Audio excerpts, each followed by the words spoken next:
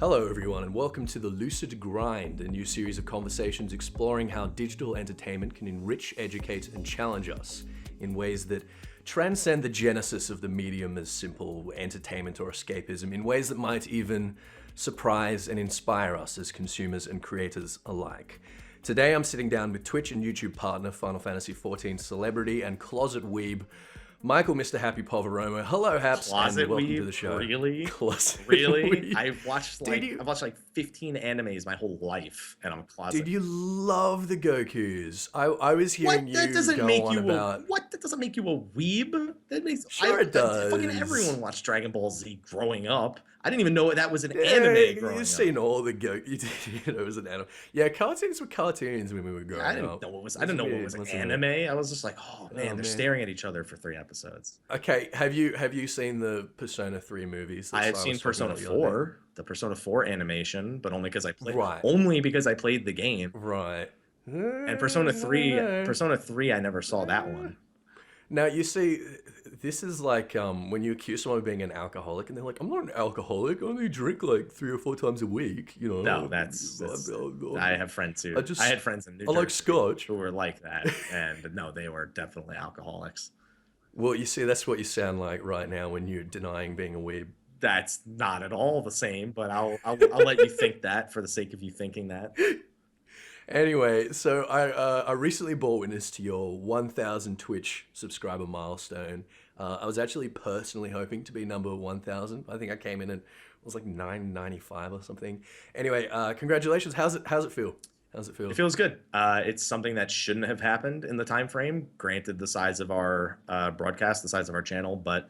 Why shouldn't it have happened? Well, I mean, looking at it statistically, there are plenty of other broadcasters with way higher numbers, with way longer of a period of time to kind of reach these kind of goals, and they haven't hit it. And I don't think it's necessarily that means I'm a better broadcaster. I don't think that means they're any worse. It's just statistically speaking, I'm an anomaly when it comes to that 1,000. I'm grateful for it. And I'm very happy for it, but it's a surprise. I don't ever think that I don't think I deserve it. But I'm happy to have achieved it. So why do you think that happened then? I don't know. I think it's just that the games that I play they touch people in very appropriate ways, not inappropriate ways. Nostalgic. I mean, Final Fantasy, Square Enix products are a lot of people, even older people grew up with them. So I think there's a great sense of brand loyalty. People who are loyal to the stream, people who appreciate it, who it legitimately puts a smile on their face. I don't know that for certain. I couldn't give you a definitive answer as to why I think it's happened, because every time I think I've got it figured out, it's just something else happens that completely blows my mind. So it's crazy. That's all I know. It's crazy. I'm grateful for it. I'm grateful for the people who have gotten the channel this far, because it's just as much their channel as it is mine. Yeah, I think that's an interesting attitude, and we'll come back to it. The idea that you feel like it's as much, belonging to your viewers and your subscribers as it does belong to you. Anyway, what's the next goal in your scopes at the moment? What's next for Mr. Happy? Next is really to figure out what is next. Believe it or not, I know it sounds like a stupid thing to say, but we've always kind of just known that the channel is for Final Fantasy XIV, and I like to play different things occasionally, but it doesn't, to me, feel like the stream has much of an identity outside of that, and I don't necessarily want it to be the only thing the channel is affiliated with forever. So, I mean, I've tried over the years trying to come up with something consistent that makes its appearance on the channel that isn't exactly the same as everything I've done prior. And I want people to watch a stream and be like, I want to support the stream, not, it's been the same thing for X amount of years now. It's getting kind of boring to watch, or, I don't know if it's really interesting to me anymore. So it's mostly about figuring that out. And I think that's a tough thing for any sort of, what's the word I want to use? Anyone who became popular for broadcasting one thing and they want to broadcast something else. I think it's right. I mean, even on YouTube, when people get to know you for one thing and you try to post something else, it's like it either clicks or it doesn't. I mean, and as much as you probably built something up from scratch at the beginning, it's something that's really hard to do a second time.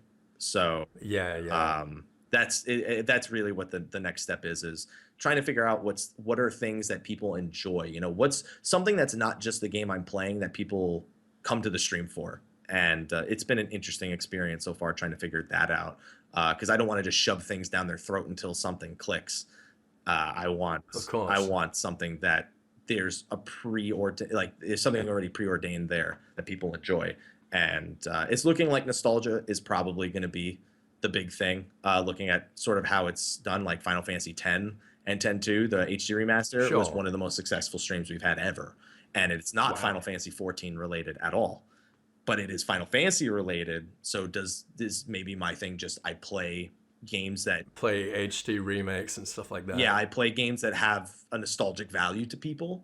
Okay. But it's something that's still ongoing. And on top of that, we just want to try and keep around 1,000. We're below 1,000 right now by like one. I think it's at 999 right Ooh. now. But that was expected because Ooh. whenever you have a huge surge like that, you can't kind of expect it to stay. No, it's not sustainable. Yeah, it has to be Yeah, earned. yeah. I mean, I could say that about my entire journey up to 1,000. When we got over 500 for the Heavens Ward launch, we were like, You were saying the same I was thing. saying the same thing, and now I'm at 1,000. It's like it doesn't make sense to me as the person doing it, but it's there and it is what it is, and I have to do my best. It's not about them and them. It's not their responsibility. It's my responsibility to make sure that it stays where it is, Okay. or goes above and beyond.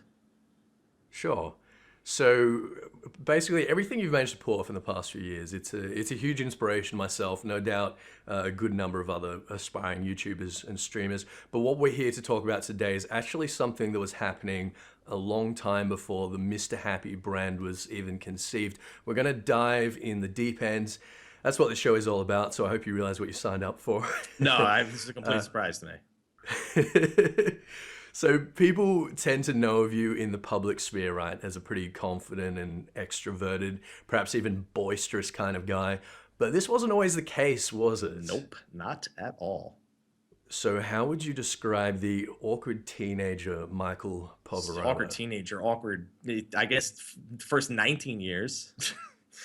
Right. I mean, I was always someone who was just knee deep in video games. And when I say that, I literally mean it. Like for Christmas when I was 6 years old, I got like literally a knee pile of video games because that's all I wanted. It's like clothes. The clothes work from last year. It's just I haven't grown more than an inch or two, and I buy them big anyway. So it was a lot of trying to fit in growing up, and that was kind of why I got into games in the first place. It was something that even if I didn't necessarily see eye to eye with somebody, I could on that level. I was always really competitive with friends when it came to games, not necessarily with strangers, because it was always that friendly banter. If anyone's played Super Smash Brothers, you know exactly what I'm talking about. Or Mario Party, either of those games, like you know what it means to be competitive with your friends if you've played those games. And that was my way of kind of creating a social standard for myself. And it worked as my years went on. In middle school, I would say I maybe at most had 4 close friends, but I got along with a vast majority of people. It's just I wouldn't necessarily say there were people that you would talk to at school, but you would never really see them ever outside. You never hang out. Like it's just like, oh, cool, what's Sure. going on? We sit next to each other. What the hell? Why not? And as I got into high school, I found myself in larger and larger friend groups, but it was all affiliated with video games. I mean, most of my friends I made in high school, I made because we had a Dance Dance Revolution club, and I had spent years and years and years playing Dance Dance Revolution. So, it was a big social thing for me. I met maybe 15 friends through that I kept all throughout high school. And that was really what video games were to me. They were my means of being social. And they still do. They still are. And no matter how you look at it as a broadcaster, you in some way want people to notice you. You want people to be social with you, because otherwise, why would you share your experience with anyone else when you could just keep it to yourself?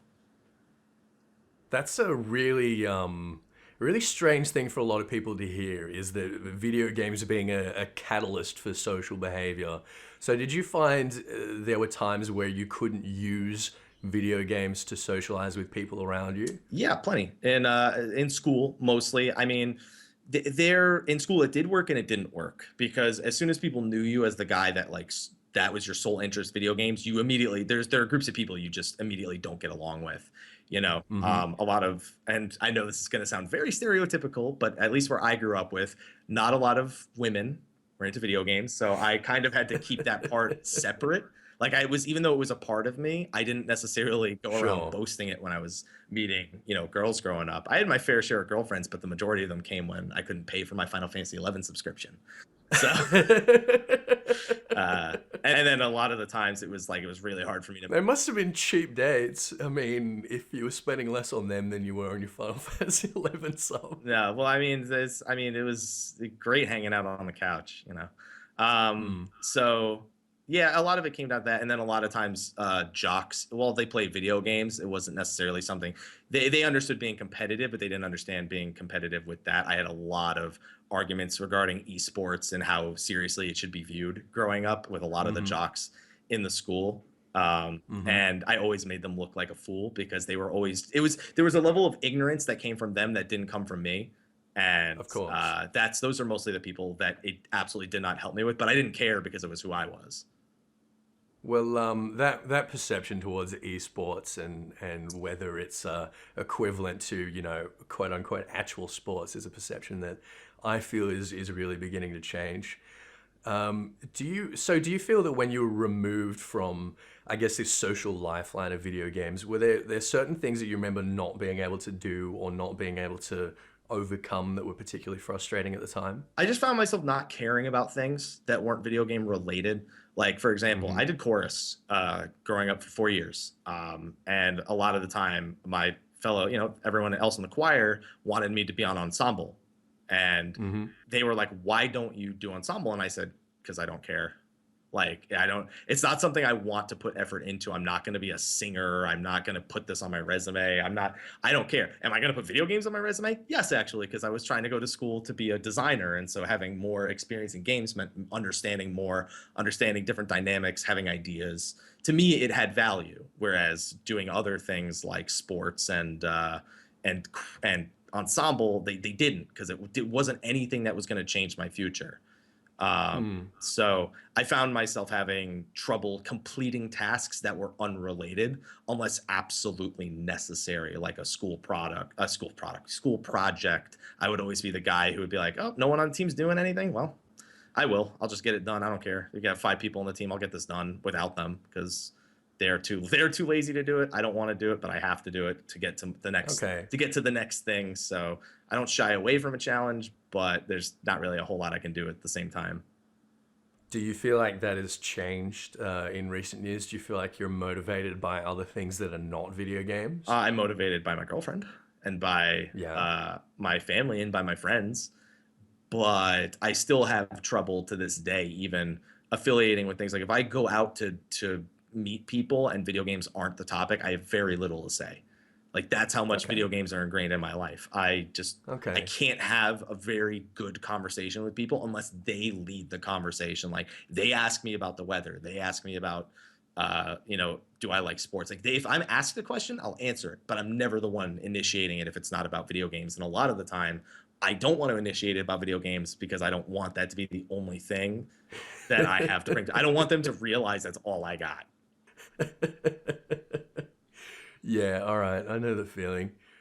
So I've heard you credit a lot of your sort of social growth to your experiences with a particular game, Final Fantasy 11. And this is at a time when video games, MMOs in particular, I mean, they were generally associated with, with introversion, with antisocial behavior, even more than they are now. So what do you think it was about Final Fantasy 11 that helped you develop these sort of social skills? I think the biggest thing, it's the same reason why people go to a sports game. It's the same reason why people go to, a concert. They're all there for the same thing. You have now put a bunch of people that at least have one aligned interest in the same place.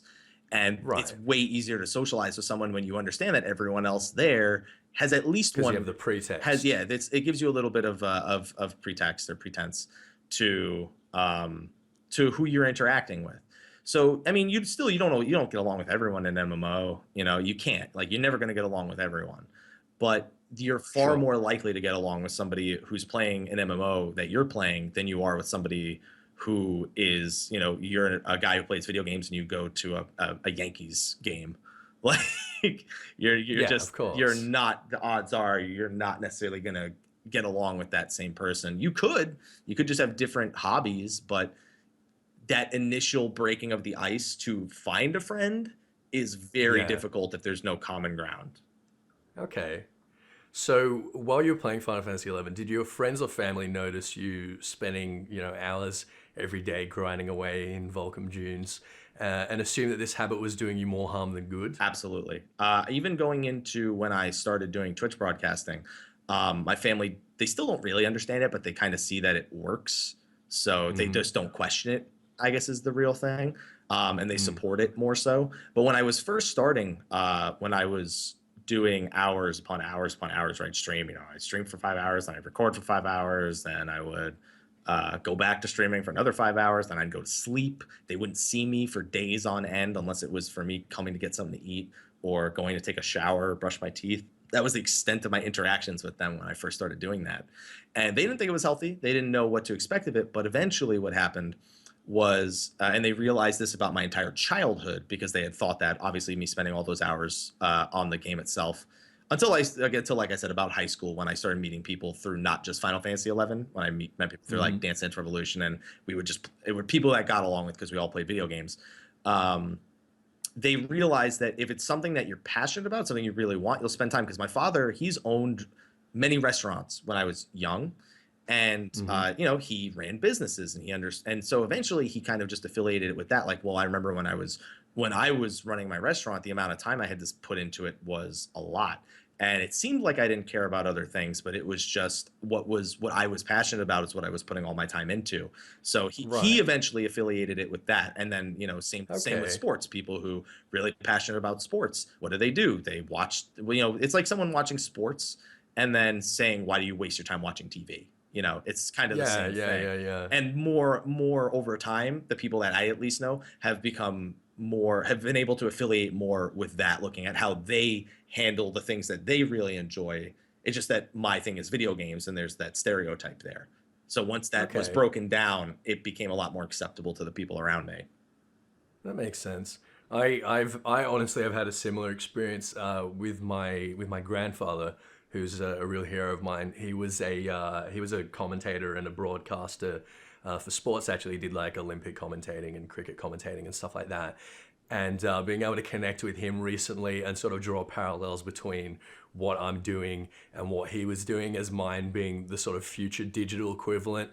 He's been getting really excited about that. So I definitely I empathize with you there. However, do you think that your family were right to any extent? Do you think that there were any other parts of your life that were being neglected during this period? I won't lie, hygiene. Definitely. Like I'm the kind of person who would just like grab bags of snacks and just leave them around when they were empty, and then like Right, once a week maybe I'd like stick them all in a bag and throw them out or something. But right. yeah, I'd say there were definitely parts of my life that were neglected or didn't get my full attention, but I still made sure that they got done. Like for example, I had in college, I had a lot of roommates, and we were all gamers. I went to a tech school, and we were all nerds in some respect. And so one thing that I did is I was someone who wouldn't study, and I would only do projects within 3 days of them being due. And I had a Right. 3.93 GPA out of a 4. So that worked really well for me, as much as it Obviously. probably shouldn't. And they hated me for that. Like, those ads you see on like porn sites are like, doctors hate him. Pretty much it was the equivalent of that for No, me. no, I don't. Yeah, you don't No, know no, that I at don't all. know I'm what you're sure you talking don't. about. No, I don't know anything about that. Absolutely not. Not What with are you your talking about? internet anyway. But No. anyway, so yeah, it was kind of along those lines where it looked like things were suffering, but I still got the job done. It just I Hmm. didn't use the same amount of time. I used time more efficiently so I could play video games more, basically. Sure. Okay, that makes sense. Do you think that you would have addressed these things better if you weren't so invested in this fantasy world, or do you think you were just like Uh, naturally that way I think inclined? I was naturally inclined that way. In college, we had to take Hmm. what was known as the 60-second exam, where you were given all of your study notes for the exam, and you were only given 60 seconds to study for it, and then you had to take the exam, and you had 5 minutes to Okay. take it. I got a 92 on that exam. I imagine you would love that because even if you were given more time, you probably would have only taken 60 seconds anyway, Pretty right? much, yeah. I would have just, yeah. I mean, that's exactly how it is. I pretty much only I was the Minuteman of studying, pretty much. Okay. And I was the only person in the entire exam that passed it because I just functioned better under that pressure. Like I don't look at it as, oh my God, I'm nervous. I look at it as, all right, 60 seconds. What can I do? Do you think that those skills that you had any skills you picked up from your gaming, I guess your gaming career that informed your ability to do that kind of thing in an exam situation? Well, a lot of the times you're not given very much time to respond to an issue. In video games, Mm-hmm. you're presented with a problem, and sometimes you're given as much time in the world to solve it, but sometimes you're not given much time at all. So I have a feeling that getting to know how to solve problems faster was probably a pretty big influence on how I was able to study under those really short term conditions. But it was Right. also that when you're playing a game, I played a lot of story related RPGs, and you kind of got to pay attention the whole time, or Of things are course. lost on you. Like you're gonna forget. You don't want to forget a character. You don't want to forget a name. You don't want to forget a word. So it becomes, how do I affiliate this one character with everyone else around him? You know, does he get Mm-hmm. along with this person? Does he hate this person? Who's his enemy? And then when I get to everything else that I do in life, it pretty much comes down to the same thing. I affiliate one thing with everything around it. For example, if there's a math problem where, you know, I guess I couldn't give an exact example and not have it make sense, but let's say there's always, where there's a six, there's always a 24. You know, I Sure. put those things together and I just need to remember what went in between. And Right. so when I see the six and the 24, I go, okay, there's a four in between that. And then I can just multiply them together. I do that with everything, where I just remember what So everything I come. numbers are characters. Yeah. I mean, I put Okay. things together like that. I put, like, the way that I multiply, even going back to math, you know, when I see 17 times 17, I don't go, oh my God, what the hell is 17 times 17? I go, with 17 times 10, with 17 times 7, and I'll add them together. You know, Sure. I piece it. I put it into pieces that are understandable and that Okay. are comprehensible to myself. Okay. Now that's really interesting to me because most people tend to think of video games as sort of this really passive experience. They don't realize how involved it is. They think it's something that just sort of washes over you, and they don't realize, like you say, you're actually working on logic and reasoning, dexterity, reaction times. There are skill sets involved, right? Right. And vocabulary was a big one. I mean, it was always great Sure. to be the only person who understood certain words, because I had to go out of my way to understand them otherwise, but without the influence of school. And that's the thing, like I remember so many words because I played fantasy games. Like eventually, within vocabulary terms, I would at some point run into a word that I would have never understood if not for having heard it before, because of the just vast Hmm. amount of text that I have to read through or listen to. And it informs me better as to what things are. Okay. Did you ever get any weird looks getting around talking with this fantasy vocabulary? No, because I never spoke with it, but I Okay. always maintained it. Like I All always right. kept it within my cranium. Hmm. So, what was it that first drew you to the world of vana'diel? I so growing up, I played a lot of games, like a lot of games. But one of the first ones that I played on my Super Nintendo, which was a hand-me-down at that point, was Super Mario RPG. And Hmm. it was that was the first RPG I ever played. Definitely, it wasn't Chrono Trigger or Right. Chrono Cross. It wasn't Final Fantasy 1, 2, or 3, which was 1, 4, and 6 because America. It was Super Mario RPG, and I didn't play. I would say I probably didn't play any other RPGs between that and Final Fantasy 8. And Wow. So this is your first RPG experience, and incidentally, your first Square experience. yes. And so eventually what happened was I went to a friend's house, Alvin, and his older brother was playing Final Fantasy 7. He was fighting Ruby Weapon. That was my first ever thing I saw of Final Fantasy 7, was somebody fighting and Right. beating Ruby Weapon. And I wasn't my game, but I was like, wow, I remember I played Super Mario RPG, and that was a lot of fun. And this is pretty much the same thing, but like way updated. So I Yeah. went home and it was about Christmas time. So I asked my family if they could get me Final Fantasy. I didn't remember that it was 7, so I just said, "Can you get me Final Fantasy?" And they got you And they 8. got me 8, which was fine because it was I didn't know there was an 8. So it was almost A like a lot of people would surprise. be very salty Yeah, but they wouldn't about know. But see, that. they would be salty now. They wouldn't have been Yeah. salty then. Nobody knew like the intricacies of how it was going to compare to 7. Like it was just like, oh, it's the next Final Fantasy, whatever. And so I played through 8, and then I was like, okay, I love that. Now I got to play through 7. Okay, play through 7. Okay, oh, 9 just came out. I got to play that. That was back when there were actually commercials for these things, and not every commercial Right. was just Call of Duty with dogs. So I basically had that and, just played them one after the other after the other. By the time I played 11, I had played in this order 8, 7, 9, 5, 6, 10, and then I played 11. That was the order in which I had played and experienced them at that point. So it was another Final Fantasy game. One of my friends, Jason's like, "Hey, have you played 11?" And I was like, "No, I haven't." He's like, "It's an online game," and I was like, "Really? I've never been able to play online games because we've had dial-up forever." Like, and I couldn't. If I wanted to play Diablo, I had to go play it at a friend's house if I wanted to play. What year is this that we're talking about? This is 2003. Okay. It's 2003. I still had dial-up in 2003. Yeah. You wouldn't surprise me if you still had dial-up now.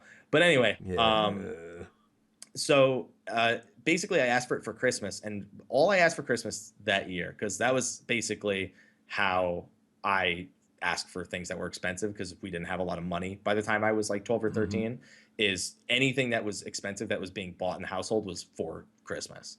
So I asked, can I get this game and our internet service upgraded for Christmas? That was my ask. And I explained to my family everything. I had already tried to get a job at that point, and I could not get a job anywhere in our hometown, despite the fact that the Burger King told me they don't hire 13-year-olds, but then they hired my 12-year-old Hispanic friend. Racism. I'm just going to say, no, I was not even kidding. That's what happened. No, we don't hire 13-year-olds. He's 12. Shut up. That was pretty much the extent of it. And so they get me the game. I plug it in. I plug in the friggin' hard drive to my PS2, whatever, and I can't play it. And I'm thinking to myself, I can't play it because we never got the internet. It was May of the next year, and I just decided, I'm just going to look at the box. And I look at the box and it says AOL dial-up compatible, and I was like, oh my god, I could have been playing this the whole time. And so I spent the next 10 hours pretty much installing it, updating it. I watched Rush Hour 2 3 or 4 times that day because it was just the only movie that we had around. We didn't even have Rush Hour 1 around, so I couldn't watch both of them. So I watched that movie back and I would just check it like every X amount of time, be like, oh, okay, it's got another 4 hours left. Okay, it's got another hour and a half left. Oh, it's done. And that was my day. That was my entire day. Wow. Yeah, and then it was 6 a.m. and I started playing, and then my family woke up like an hour into that. It's like, why are you awake? And I was like, I just finished installing. I didn't want to talk loudly because it was early. And welcome to vana'diel, pretty much. Jeez. So when you got there, when you were in there, what got you so invested in that world? I met people. Like within 5 days, like I already had like friends that I knew, and I had real life friends that played it as well that got me into it. And so I played with them, and I got to know, and I just started joining, social groups and chatting to people, and that's just how I got invested in it. And I still say this to this day, going back and looking at 11, I actually didn't have a lot of fun playing it. It was literally just because I knew so many, I talked to so many people while I was playing it. That was like the sole thing that kept me interested in it for as many years as it did. Okay. So what about the escapism aspect? Were you finding that it was like an ideal version of life in there, or that you were being an ideal version of you? RPG worlds suck. They got way too many things going wrong in there. Really? When people ask me, hey, what Final Fantasy world would you want to be a part of? I go, none of them. Do you see the shit they got to put up with? I don't want to deal with none of those problems. They're like, no, well, I agree with that. But you could go in and you could go in and you could kill Sephiroth. No, I'm not Cloud. He would kill me. That's the bottom. I don't have these powers. What, you think I'm there, so I'm good to go? Like, that's not how it works. So you don't really identify with the character that you're playing? Not so much. I just kind of take the story and I enjoy that. I don't want to be that character. I know it's a role-playing game. I in no Sure. way want to deal with the hardships that character's dealing with, but Well, it's fun that's to me to watch, and it's fun to me to watch a story. It's like my equivalent of reading a book. I hate reading books, by the okay. way, but in terms of this, like that is how I look at it. Like it's So you don't think that you're getting any more absorbed and invested in the story of a character in a video game than you would in a novel or a film? no, it's far more interesting to me to get to play that experience versus read about it. Hmm. That's interesting because I feel like that's honestly a fairly uncommon way of consuming video games. I feel like most people, or a lot of people anyway, in my experience, tend to get far more invested in the character and story of a video game than in other mediums. I mean, it's just the way I've always done it. It's never been. I've never wanted to be in that world. I've never wanted to be that character. That character Mm. is that character, and I'm not delirious. It's a fantasy. It's not a real thing. I never fell into the point where it felt like those worlds, like I was a part of them. And there's nothing wrong with getting Okay, that invested. It's just never a way. Like that's why when people ask me who's your Final Fantasy waifu, I was like, I don't have one. Like I don't sure, those they're that's not a person. Like sure. But you don't feel that people who do have that sort of attitude are necessarily no, delirious. I don't. It's just that Okay. I just can't get invested in it that way. I'm aware of Okay. where my reality begins and ends, and in no way, Okay. shape, or form does it extend past the screen that I'm playing it on. All right. So there are no games that you find yourself playing as a means of escapism. I wouldn't say that, but my version of escapism isn't to be a part of their world. It's just to not have to deal with the social tropes of our world, like going Okay. like walking into a bar and having people give you dirty looks. That doesn't happen in a Right. game. You know what I Right. mean? Yeah, okay. Okay. Okay, so that you are getting that sort of experience of escapism, but it's just to a I guess a more pragmatic degree rather than a complete, immersive forgetting who you are sort of degree. Yeah, pretty much. All right. Well, a lot of people would insist, right, that escapism and fantasy in particular, they have no place in the life of a self-respecting adult. I'm assuming that you disagree with I very that. much disagree with that. See, here's the thing: a lot of adults won't admit it. I feel, but they always want to get away from whatever bullshit they're dealing. They just don't. Sure. They a lot of the times morals kind of stand in the way of that. But it's like it's Hmm. just a matter of how far you take it. Like, does it ever Okay. get to a point where it's unhealthy? Where like if you're in a relationship and you're ignoring said relationship because you're just trying to be generally um, taken away from all your other responsibilities. A relationship is a responsibility. Do you include it? Do Sure. you include it in that list of things that you're trying to not have to deal with when you decide to escape into a fantasy realm, Hmm. or is it, or is that not an issue? Okay. So that's really the one big thing that I feel like it can cause a problem with. Right.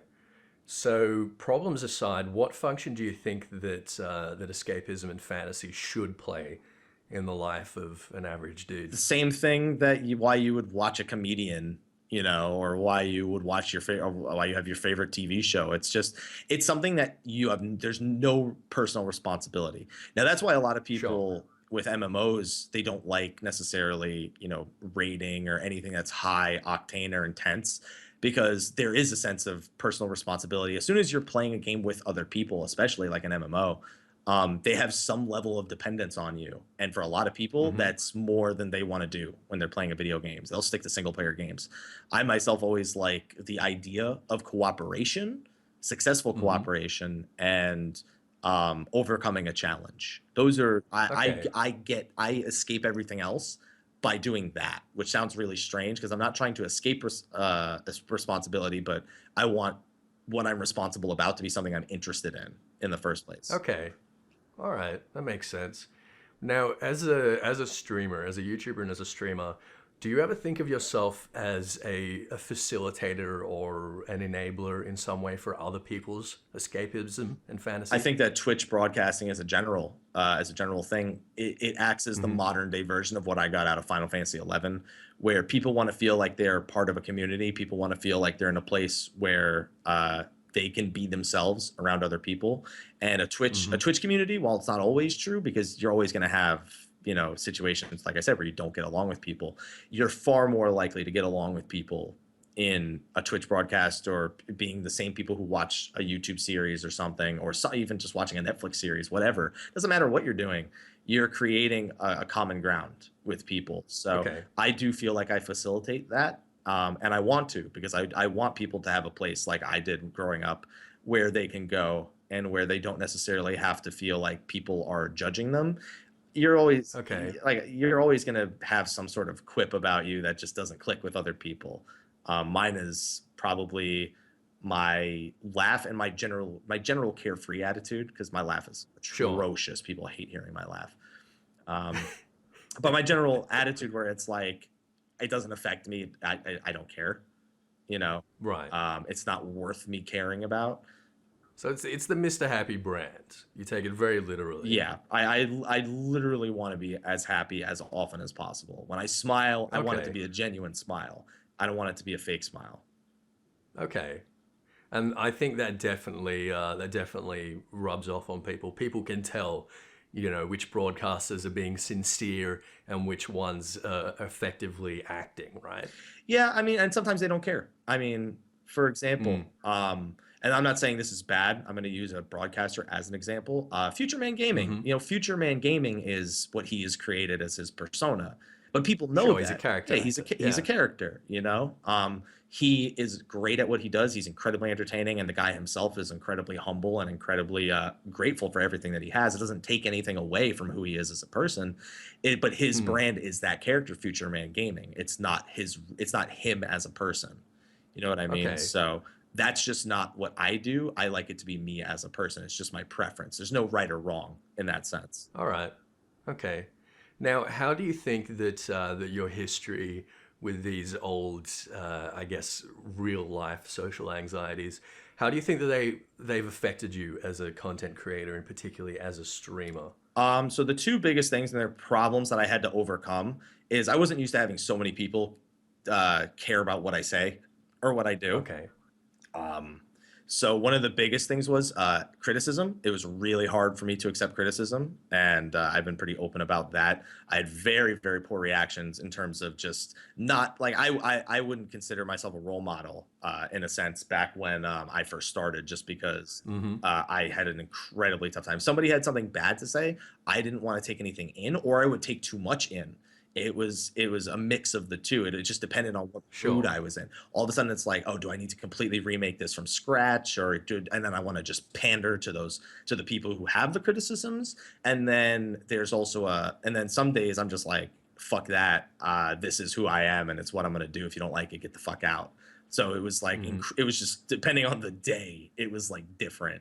So not How did you deal with that? I would say I didn't even overcome that till less than a year ago. And it was just there's Right. just a point where I just had to not care so much. I cared way too much about everything everyone had to say, except for the people that actually supported the channel, or Right. myself even. Um, and I just had to realize who was saying things out of general concern versus who was just saying things because they didn't like it. Like, some people just say Mm. things because they don't like it. They don't want it to improve. They just don't want to not like it. Yeah, And yeah. I other know what you mean. people love something, but they want to see it be better. Okay. And I had to, And you need to work out how to identify those two right. groups. I had no good way of discerning the difference between the two. I would just see criticism, and it would either send me into anxiety, or it would send me into a fuck you mode, pretty much. And either Right. way, I would not consider it role model friendly. How would you deal with that anxiety in particular? The anxiety was probably the easier of the two to overcome, Okay. believe it or not. Really? Um, it kind of I kind of combined the two. I went from a caring too much and a fuck you to a just a fuck it. Like, I Right. understand not everyone's gonna like me kind of deal, so there's no reason to be anxious about it. I can't be worried about pleasing everyone. It's Okay. unrealistic. As soon as I realized Right. pleasing everyone was unrealistic, the anxiety was gone. But the fuck you mentality, and I don't know if I'm not supposed to be using language here because you gave me no direction whatsoever. Hey Uh, man, I don't come on your show and ask you what I can I and was gonna can't say. I say, just fucking speak my I was gonna say, mind. yeah, I hope you don't come on the show. But anyway, so yeah, Ayo. giggity. Anyway, moving on. But when it came to that, a lot of the times it was a lot of very harsh criticisms, it was a lot of trolling. I had a harder time dealing with that. Like people would come into the stream and they would troll in some way, and I'd just like rally everyone, be like, yo, tell this guy to get the fuck out of here. Yo, fuck this guy. And it was like, it was not a very pleasant experience for Yeah. I feel, at least for everyone watching. Sometimes people get really hyped behind that, but I didn't want that to become my brand. Like, sure, I look happy Yeah. and I'm smiling, but Because it's a witch hunt, yeah, isn't it it? becomes a witch hunt. Exactly. And that Twitch, by the way, does not like that. They've never warned me, but No. they do not, No, no, they no. do not like that. Not one bit. Luckily, I never got Uh, in any issues with them because it would always just be like a user who was trolling. It was never like I would go and like find someone's YouTube channel and be like, yo, see this YouTube channel? Fuck this person. Go just dislike all their videos. Like they mhm. like that's really more along the lines of what they don't like. But this would be like Yeah, some yeah. random guy who showed no respect to the channel in the first place, and I would just be like, Okay. fuck this guy. But it was still not a pleasant thing. Like it wasn't something that people enjoyed, minus like a handful of people. And I would again listen to those handful of people that looked like they were enjoying it and not think about the people who were just like, come on, man, like that's enough. Like we get Mm. it. Now, it's a problem that I feel like a lot of new streamers have to face and overcome at some point is, trolls and negativity and sort of finding your own, I guess, self-confidence in between trying to please absolutely everyone. Do you think it's just a matter of time, of just sort of waiting it out and building, I guess those walls naturally, or do you think that there's something that you need to actively do as a streamer to improve the way that you deal with that sort of feedback? One thing I like to do when I was trying to overcome it is I would go back and watch myself and Mm-hmm. be like, am I enjoying watching this? No? Then set the example. You know, if Right. you can't watch yourself do it, why would anyone else? Do you still watch yourself? Yes. I have I mean, I kind of have to because of, I make YouTube videos, but that's more Yeah, of obviously when you're a lot editing. of the Yeah. times that's more of listening to something I've preordained, so it doesn't have the Uh-huh. same impact. But I actually like uploading old Twitch clips more often now, not because it's an easy excuse to have a YouTube Mm. video, but you see yourself in kind of a more natural environment without having to, you're not censoring yourself. There's no script to follow. You're getting to see Sure. what you're like with no sort of self-contained supervision or anything. Right. And if you can't enjoy that person that you're seeing behind the camera like that, and that's you, then you very clearly have some work to do. And that kind of incentivizes, and that, at least for me, incentivized me to be less of that person. But really, it all came down to at one point, I saw how self-destructive it was and how I was Mm-hmm. doing more damage to myself than the people who I thought I was, damaging their reputation. I was just damaging my own. So Okay. I eventually just decided, hey, if I just make a video that's unscripted and I speak my mind about how this torments me, it'll probably be a lot better. And it has been since then. Not perfect, but it's been better. Okay. All right. Now, everything you do on YouTube and Twitch has a very, very strong sense of community, both with the Mr. Happy brand and with the Dream Network more broadly. Do you ever think of your career as a way of paying forward the opportunities afforded to you by being part of a similar community when you were younger? I like to think that a little bit. In all honesty, the reason why I got into broadcasting is not at all why I broadcast now. I mean, the ultimate goal is still there, but I see that it was like a really difficult goal to reach. I got into Okay. broadcasting because of charity, actually. I mean, that's how I got my YouTube following. That's how I got my Twitch following, was because I helped raise money for Sure. the Save the Children Foundation Yeah, with a with theme. the ultimate goal of being able to have a sustainable living off of it while doing nothing but raise money for charity. So like basically Right. Wow. subs and YouTube income pay for livelihood while there's never a personal tipping button on Twitch. It is strictly a charitable tip button. That was the end goal when I first started. Right. And in all honesty, if a company said we'll pay you $150,000 a year to do that right now, I would say fuck yeah. I will. If we give you $150,000 a year, can you do nothing but raise money for charity year round? I'd be like, yeah. Well, to be fair, your tips in Twitch are still generally charitable. You try to at least put them back into the community. Yeah, because in no way, like it's really weird. I've worked in the food industry. I've worked as a server, and you receive tips in that industry, and it's like, yeah, that's normal, whatever. When I get tips on Twitch, I do not feel good about it necessarily. I feel like, why? See, that's interesting because, like you say, in hospitality, when you get a tip, you're like, oh, I must have done something really right. I've earned this. Yeah, I never for a second think that I've earned anything, because I feel like the second that I think I've earned it, I'm gonna want it more. Oh, I deserve more. They should be giving me more. Okay. Whereas if I keep this mentality, it's I'm grateful for everything, and I respect that where it comes from. It needs to go back into that. Right. Okay. It's not like I want to get off. Well, that's why when people say I'm going to give you $100 to go buy a steak, I go no. Nope. I'm not doing that. I will buy a steak. I will just not buy it with the $100 that you gave me. And that's dude, $100 steak. Oh, I've had a $170 steak. Wow. That was for Mel's birthday. It was called a tomahawk steak, a 40-ounce tomahawk steak. Oh yeah, right. Yeah, you told me about that. That was a $170 steak. The manager comes out and cuts it for Where was that? Rude's Chris. Rude's Chris. That's in LA. Well, it's a chain. It's a steak chain in the United States. I don't know if it's in any place else. Okay. But yeah, they do really good steaks. And that was for her birthday when we were at PAX Prime last year. But another thing with the tips is when I look at my income, none of my income is stable, right? Not a single cent of it is stable. Actually, I think changes month even to month. YouTube, while it's probably the most stable, I create content, I get paid. People don't need to pay anything. I just get paid off of it, which is why I fell in love with YouTube in the first place, because nobody had to pay a dime for the channel to make videos.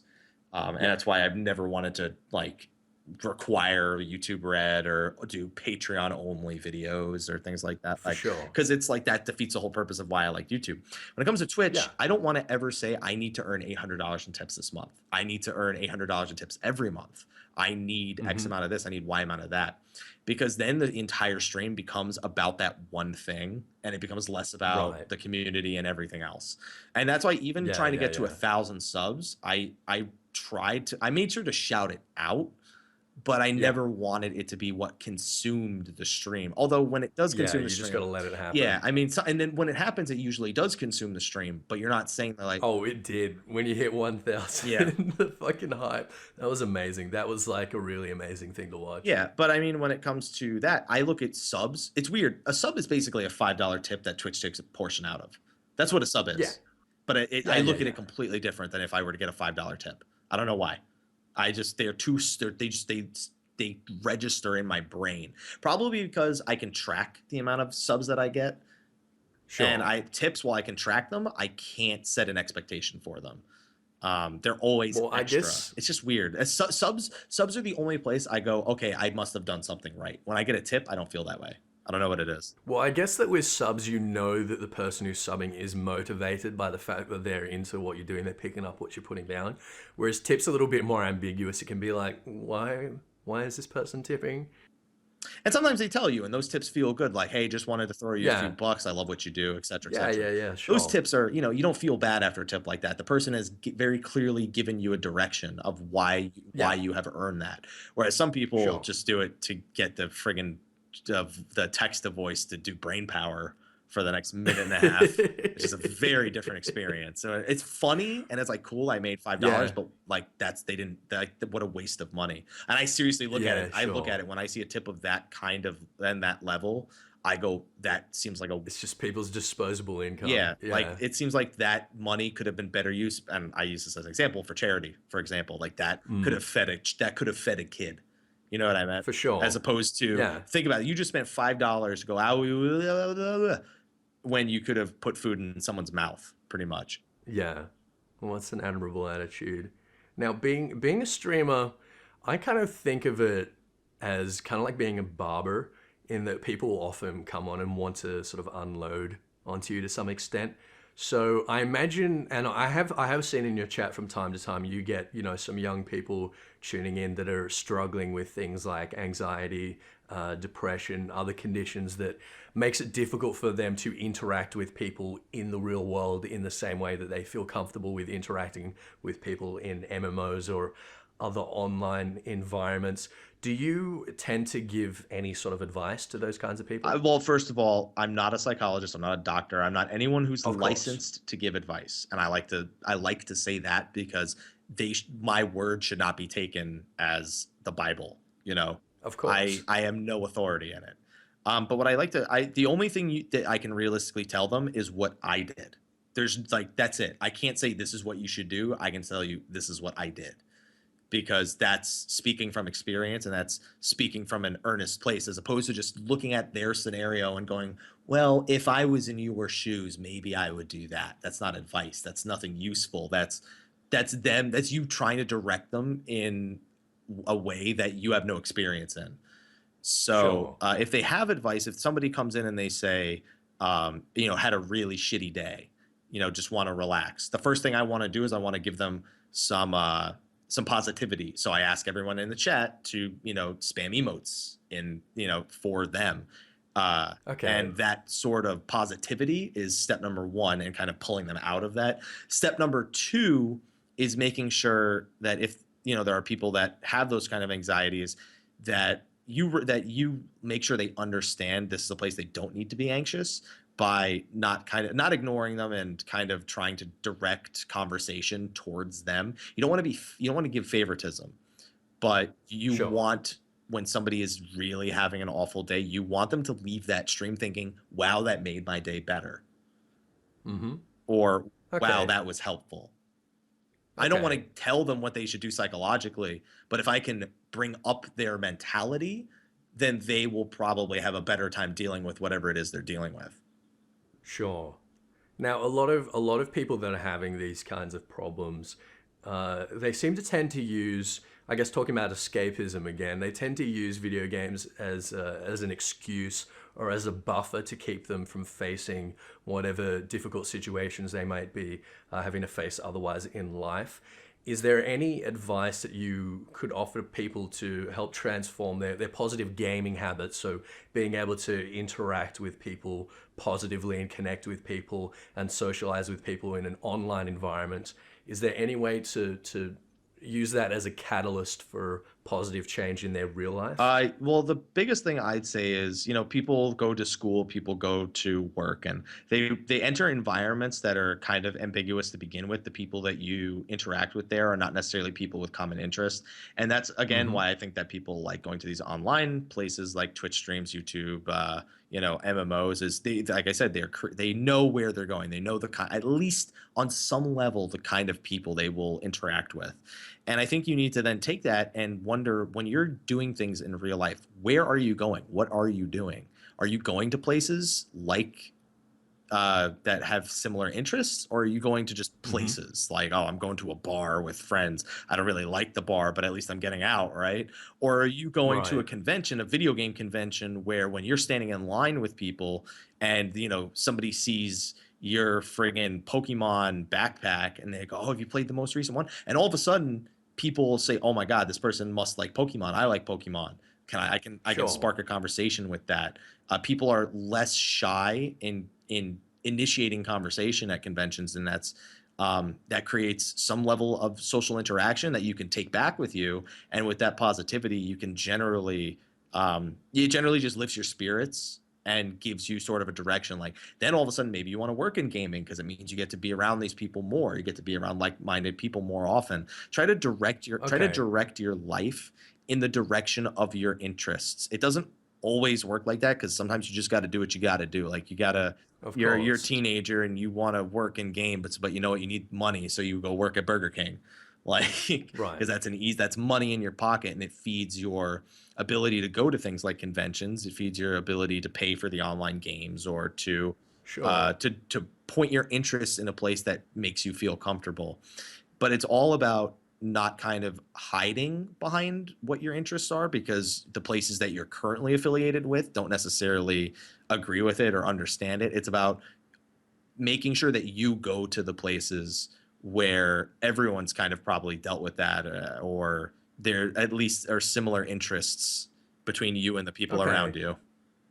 Okay. So you think it's about sort of approaching spaces with a sense of purpose.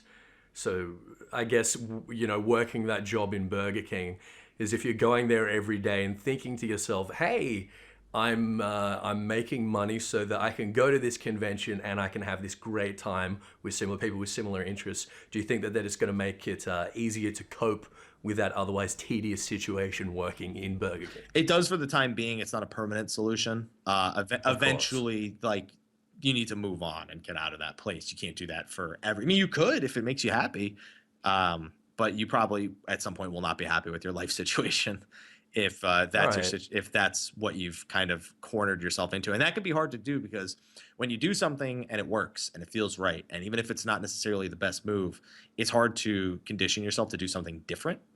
So Mm-hmm. if you're working at this low paying job, but you get to go to these conventions all the time, feels great. You no longer think about improving your life scenario. You think about the status. You think about maintaining status quo, and Right. that eventually is not satisfying.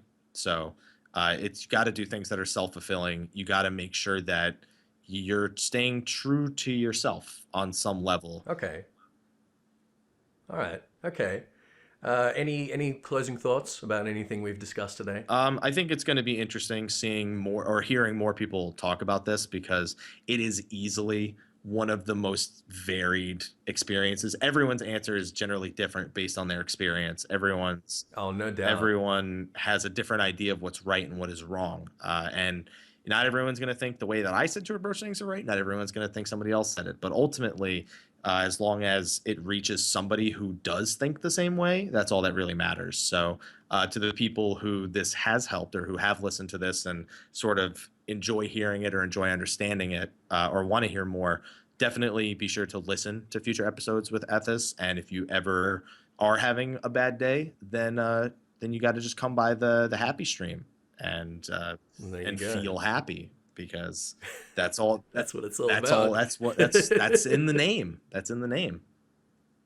Right. So you can find Michael Mr. Happy Poveromo as Mrhappy1227 on YouTube, Twitch, Twitter, Facebook, Reddit, Instagram, MySpace, GeoCities, PO What is Box, GeoCities? Cornhub. Uh, What is GeoCities? GeoCities was, oh, you make your own website with Oh, GeoCities in I only 2002. knew about what was the one, the daddies one? I don't remember. The I don't daddies? remember what it was called. It was something daddies, and it was just, I don't remember. Hmm. It was a hosting website for just Well, you can find him there too, Mr. Happy1227. at daddies.